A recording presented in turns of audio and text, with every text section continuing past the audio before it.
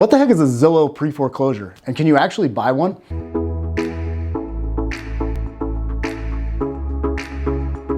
Hi everyone, Chris Egan, Berkshire Hathaway Home Services here. I cannot tell you how often I get this question. It goes something like this. Hey, I found this perfect house online and it's super cheap. When can we go see it? Then I look up the address and come to find out it's a Zillow pre-foreclosure. Then when I tell the buyer it's a Zillow pre-foreclosure, the immediate follow-up question is, what is that? And can I still buy it? Zillow will list all different kinds of properties on their website. They'll have properties for sale, for lease. They'll also have properties that are foreclosures and then also pre-foreclosures. Okay, so what's the difference? Properties that are listed for sale are pretty straightforward. They're usually listed with a broker or either by the owner themselves, similarly to the properties that are up for lease. Those will be listed typically with a property manager or the owner will put them up for lease. A property that's listed on Zillow as a pre-foreclosure does not necessarily mean it is available for sale.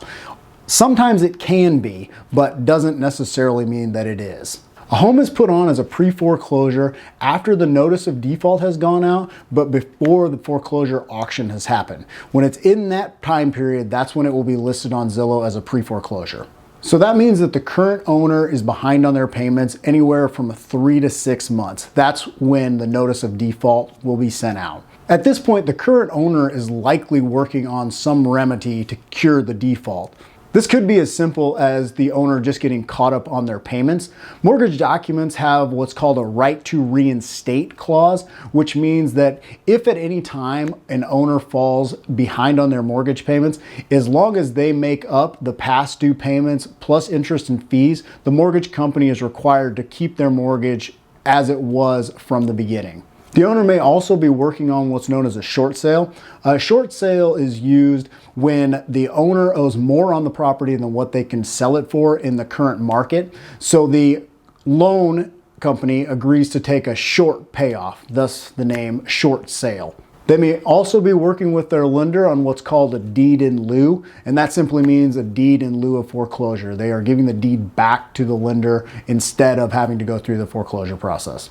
And lastly, they may be working with their lender on what's called a loan modification. This is where the lender will agree to reduce either the interest or they will sometimes extend the term of the loan so it makes the house more affordable on a monthly basis for that borrower. So as you can see with these Zillow pre-foreclosure listings, there's oftentimes a lot of things happening in the background. So it's not simply as cut and dry as another property that's available on the market that you can just go see and make an offer on.